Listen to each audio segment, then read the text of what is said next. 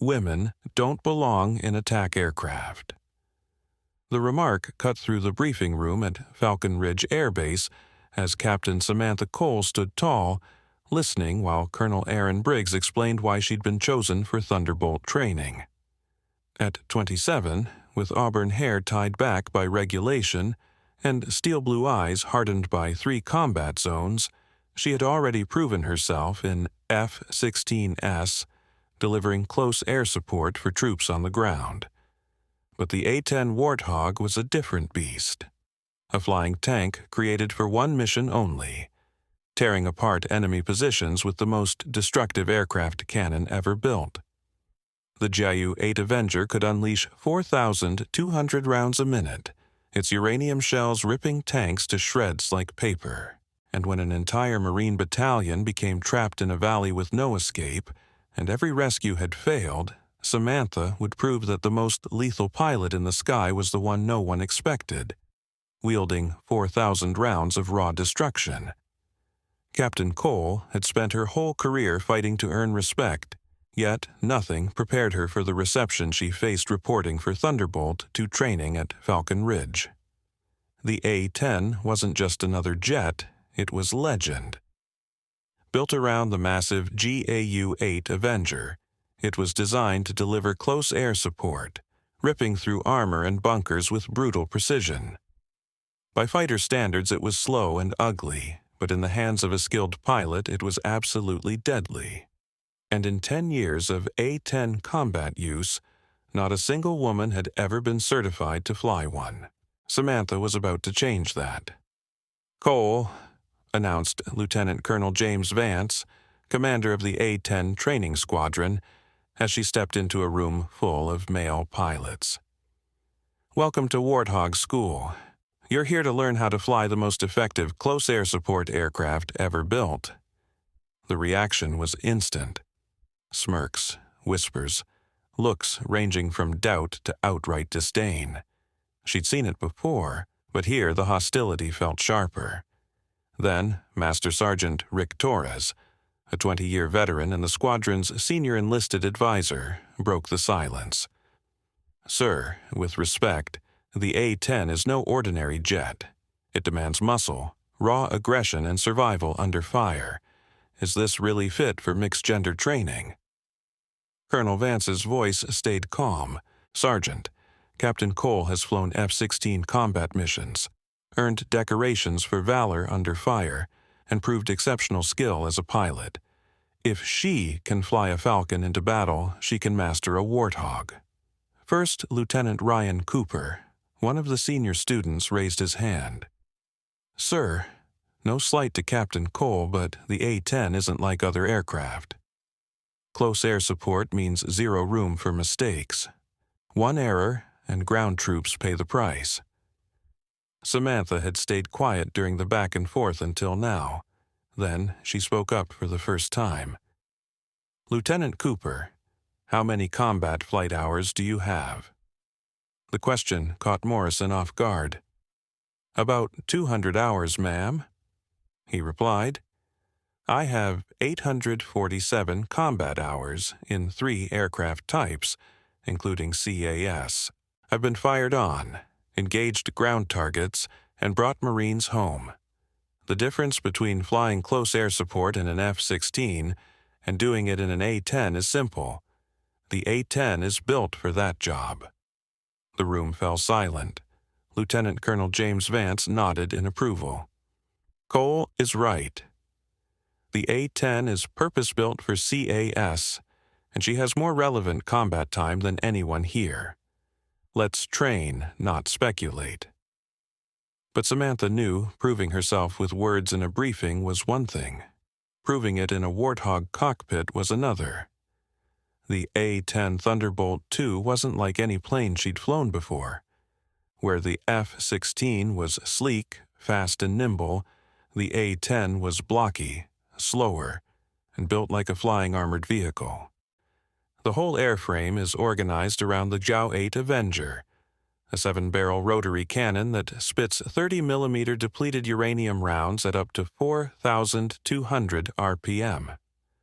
Her first instructor was Major Daniel Ortiz, an A-10 veteran of 12 years, known for being tough but fair.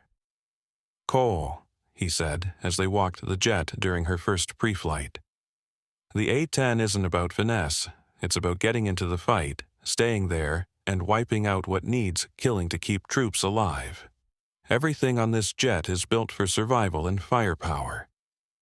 He pointed out the design details during the inspection. Titanium armor shielding the cockpit and systems, redundant controls, self-sealing tanks, and that massive GAU-8 mounted through the center. The cannon fires depleted uranium rounds capable of punching through main battle armor.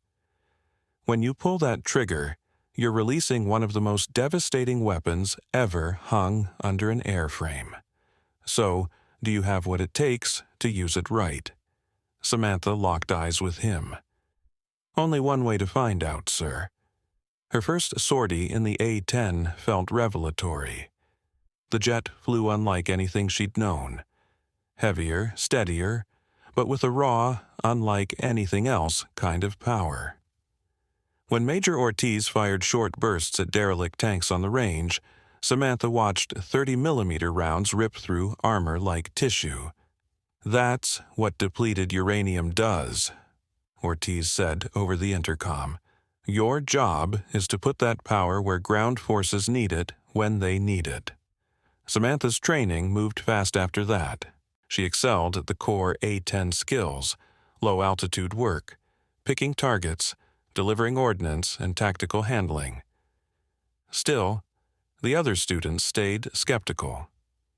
"She's solid on the basics," Lieutenant Cooper told others after a flight. "But combat's different. When SAMs start popping and you've got seconds to decide, that's when real stuff shows." Samantha heard it, but stayed silent. She'd learned to let her flying do the talking. 2 weeks into training, she faced her first big eval, a complex CAS scenario, where she'd coordinate with ground forces, pick targets in a contested zone, and deliver precision fires while dodging simulated air defenses. The scenario put a Marine unit in a worst-case trap, ambushed while on patrol in hostile terrain. Enemy fighters outnumbered them and sat in fortified positions that gave the attackers clear tactical advantages. Samantha's task was simple in purpose and brutal in consequence. Deliver close air support that would let the Marines break contact and escape the kill zone. Skimming low to evade simulated surface-to-air missiles, Samantha kept radio contact with the ground controllers while scanning her targeting displays and planning attack runs. "Viper 2-1, this is Grunt 6, the Marine controller crackled. "Enemy in buildings at Grid Golf 7428. We're pinned by auto weapons and RPGs. Can you engage?" Samantha studied the feeds. The hostile emplacements were uncomfortably close to friendly forces, so precision would be everything to avoid fratricide. "Grunt 6, Viper 2-1, I have visual on the targets. Stand by for gun runs. Keep your heads down."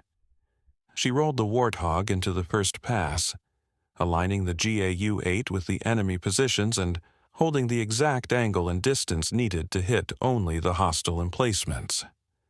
Samantha squeezed off a 2-second burst from the Avenger, roughly 140 rounds of 30mm depleted uranium, and watched the simulated buildings disintegrate.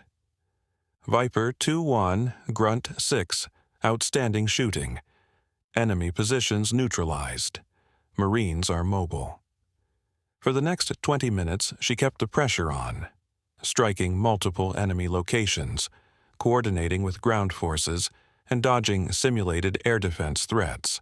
When the exercise ended, every hostile position had been eliminated, and there were 0 friendly fire incidents. Major Daniel Ortiz, who'd been watching from the ground, met her after she rolled to a stop. "Cole, that was some of the most precise CAS I've seen from a trainee. Your coordination was excellent, your target ID was spot on, and your weapons delivery was textbook. Thanks, sir," she said. "More than that, you showed something you can't teach. making split-second calls under pressure while keeping troops safe. That's what separates good A-10 pilots from great ones. Her performance shifted the room's attitude. Skepticism didn't vanish overnight, but it softened into reluctant respect. Lieutenant Cooper caught up with her after the debrief.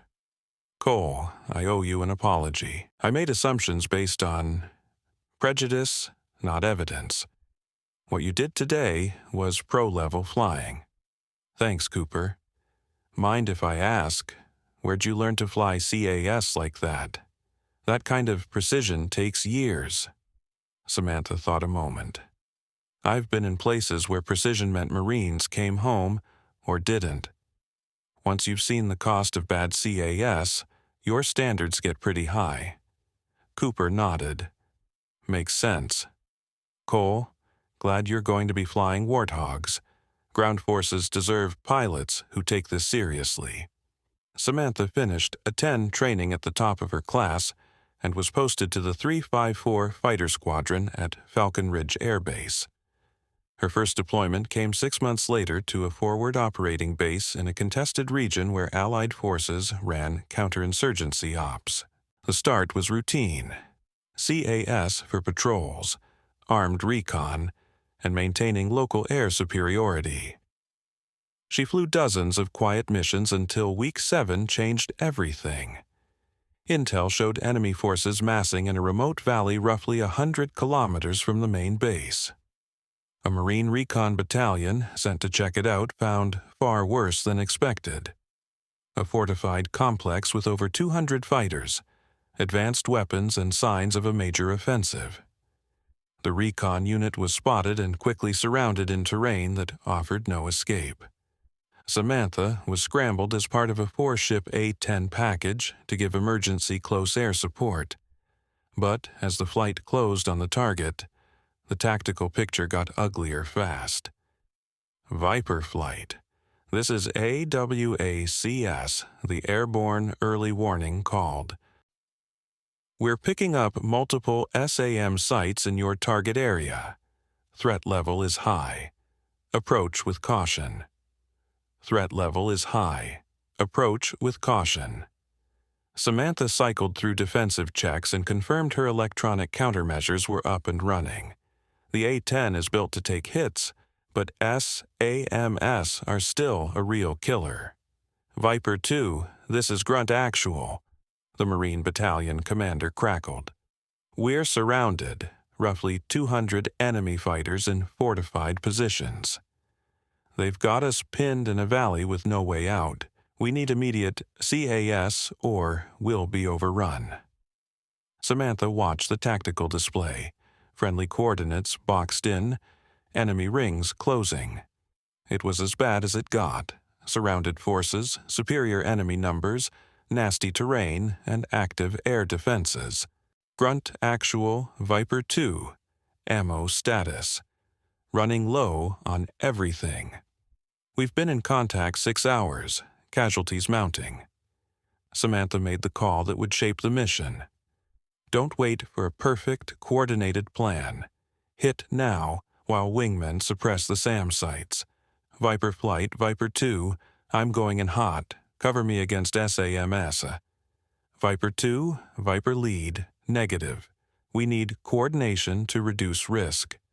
Samantha was already committed and rolling into her first run. Viper lead, Marines are dying down there.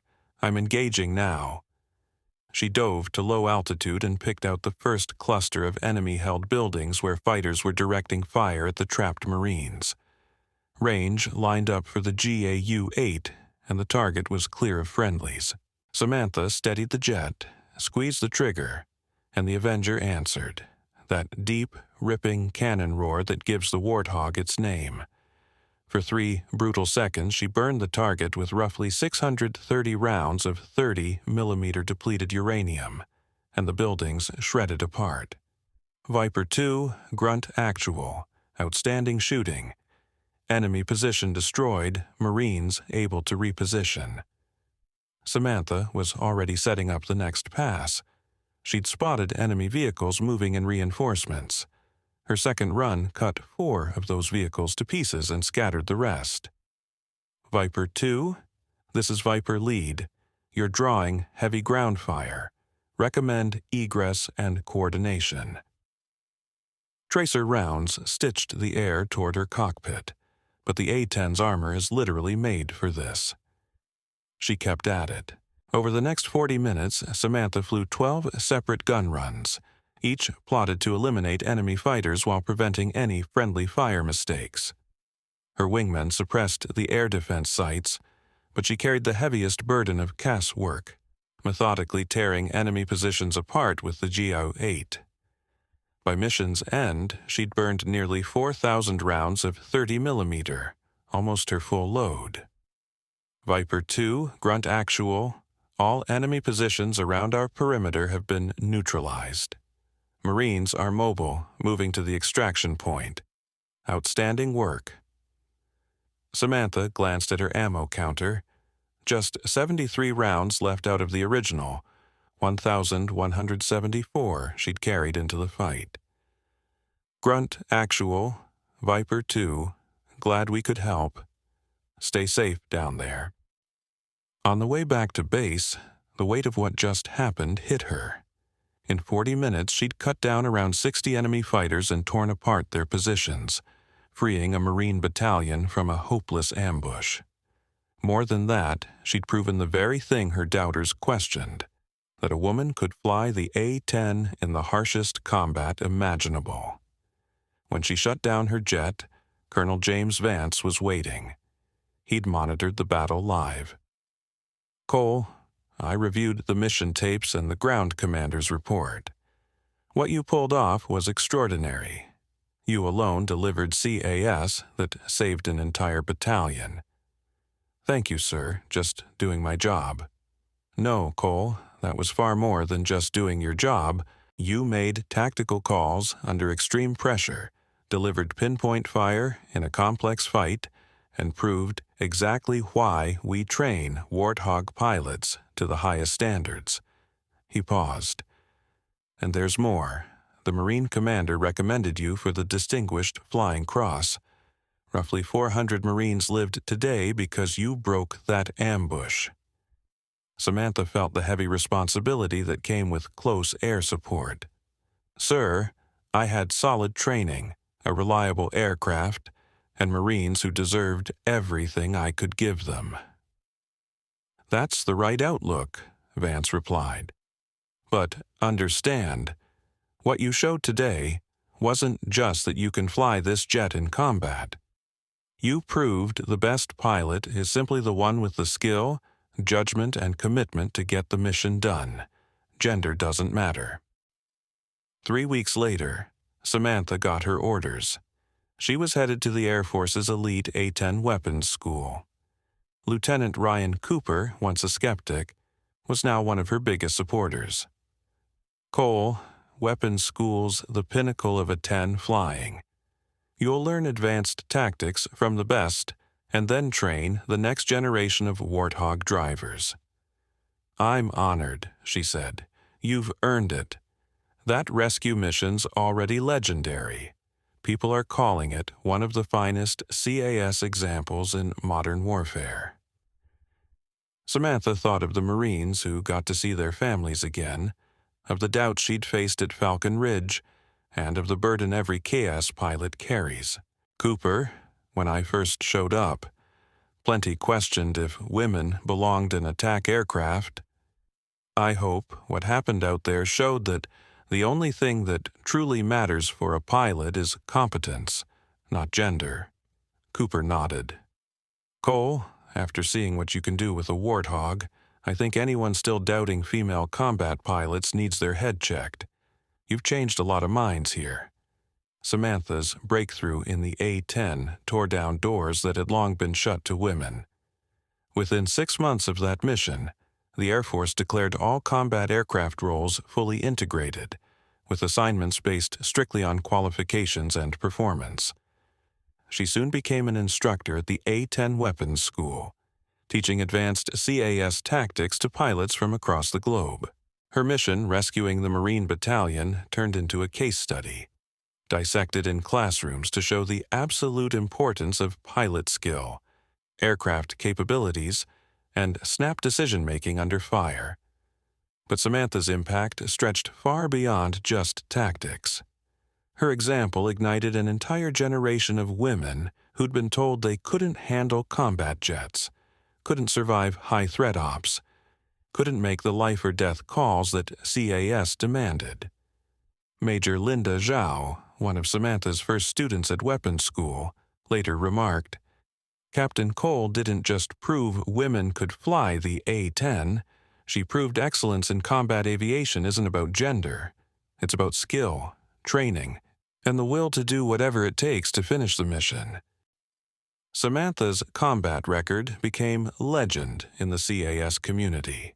She flew 127 combat sorties across multiple theaters, credited with destroying over 200 enemy vehicles and fortified sites while keeping a flawless record. Not a single friendly fire incident. Her coordination methods, target acquisition standards, and precision fires became embedded into the weapons school curriculum and spread through advanced training worldwide. But her greatest contribution wasn't just tactical, it was cultural. Her record ended debates about strength, aggression, and high-threat suitability. The arguments died in the face of her unmatched results. General Naomi Ellsworth, head of Air Combat Command, said at Samantha's retirement, "Captain Cole didn't just master the A-10, she redefined what excellence in close air support means. Her professionalism, precision, and life-saving combat will be studied for decades." Her final sortie was a training mission where she demonstrated CAS techniques to a class of young pilots who'd grown up in a force where her success had already erased the question of gender. As she climbed out of the cockpit, Second Lieutenant Elena Torres asked what advice she'd give women entering combat aviation. "Lieutenant, my advice is the same for everyone. Train harder than anyone thinks you can, hold yourself to higher standards than anyone demands, and remember, when ground forces call for CAS, they don't care about gender, politics, or your personal story. They care about whether you can deliver firepower exactly where and when it's needed, with precision that keeps them alive." Samantha looked back at the A-10 that had carried her through 8 years of war. And remember, every time you pull that trigger, you're not just firing shells. You're firing proof that competence crushes every artificial limit anyone tried to put on you. Years later, historians marked her mission over the Marines as a turning point, the moment doubt about women in combat cockpits was silenced, answered by 4,000 rounds of surgical precision. The skeptics learned the deadliest pilot isn't defined by gender but by skill, judgment, and the will to bring troops home alive. Samantha Cole proved that when Marines are trapped and dying, the only thing that matters is the pilot who can rain hell where it's needed, when it's needed, with precision that separates true professionals from pretenders. The A-10 Warthog was built around its cannon, and Samantha Cole had proven she was built to master it. In doing so, she opened the skies for every woman who would fly in her wake, carrying forward the truth that competence has no gender, excellence knows no limits, and when perfection is required, the best pilot is simply the best pilot. Her story grew beyond military history. It became a source of inspiration. A generation of aviators learned that artificial barriers collapse under real performance, that doubt dissolves in the face of results, and that the strongest weapon against prejudice is never argument, but achievement. Samantha's legacy lived on in every female pilot who strapped into a cockpit, knowing the path had been cleared by someone who refused to accept limits, who answered skepticism with excellence, and who proved that when lives are on the line, the only qualification that matters is the ability to save them. Samantha Cole hadn't just flown the A-10 Thunderbolt II. She redefined what it meant to be a pilot, 4,000 rounds at a time, with accuracy that saved lives and shattered stereotypes alike. Because the most important battles aren't always fought against an enemy force. Sometimes they're against assumptions, doubts, and imagined limits held by those who've never seen what excellence looks like when it dives into a fight and starts firing. Samantha showed them, and excellence looked exactly like victory. The ripple effect of her success spread across the entire aviation community in ways that surprised even her.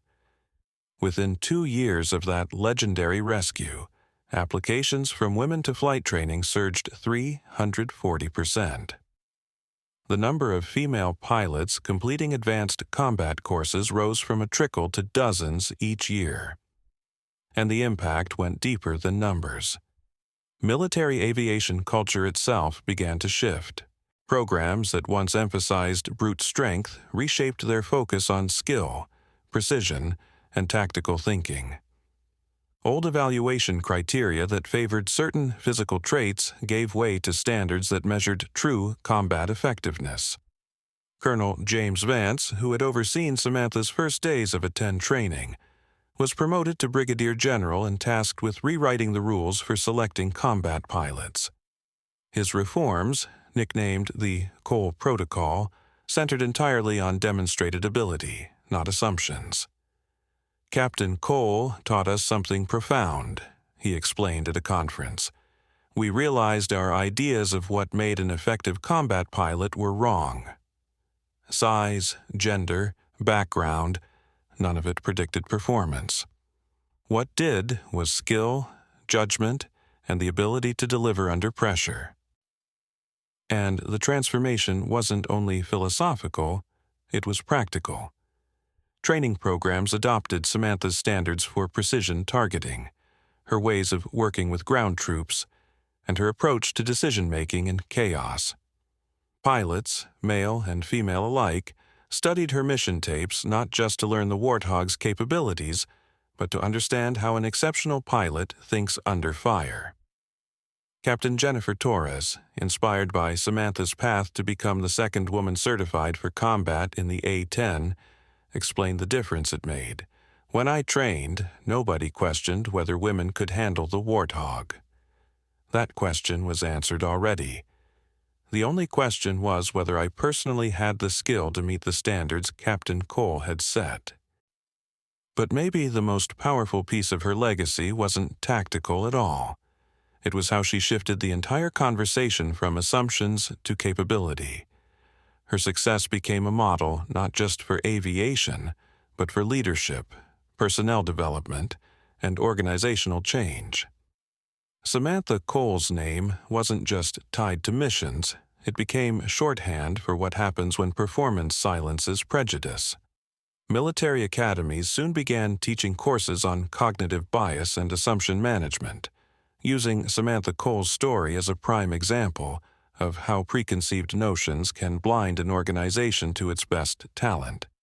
The Marine Battalion commander she had saved, Lieutenant Colonel Henry Lawson, became one of the strongest voices for capability-based assignments across the armed forces. His after-action report, which laid out how Samantha's precision and judgment had preserved 400 Marine lives, was even cited in congressional hearings on combat effectiveness and equal opportunity. Captain Cole didn't save my Marines to make a statement, Lawson testified. She saved them because she was the best pilot available in that moment. Her gender meant nothing. Her skill meant everything. The ripple effects stretched on for years. Defense contractors redesigned cockpits and gear to fit a wider range of pilot physiology. Training shifted toward adaptability and accuracy over brute force control. And, most importantly, countless young women who had never imagined aviation as a career suddenly saw it not just as possible, but as a field where they could thrive and make lasting contributions. Samantha's story became required reading at the Air Force Academy, where cadets were taught that shattering barriers isn't about words or slogans, it's about flying so well that barriers collapse on their own. In her final interview before retirement, Samantha was asked what she hoped her legacy would be. "I hope people remember the mission comes first," she said.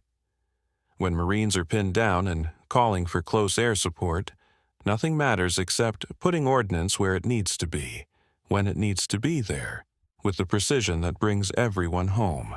Everything else, politics, assumptions, expectations, is just noise." She paused, then added, "But if my career cleared the way for other qualified people to give their best to the mission, no matter what limits others assumed about them, then maybe we're all safer for it." Samantha Cole had begun her career fighting just to earn respect. She ended it having reshaped an entire profession's understanding of what excellence looks like. And she hadn't done it through speeches or campaigns, but by being impossibly, undeniably good at her job when it mattered most. The A-10 Thunderbolt, too, remained the backbone of American close air support, but now it flew with pilots chosen and trained under standards that prioritized skill over stereotypes, performance over prejudice, and mission success above all else. Samantha Cole had shown the Air Force how to recognize and develop its best, and in doing so, she had made everyone safer. Thanks for watching. If you enjoyed this story, don't forget to subscribe to Major Tom's Tales for more incredible stories like this.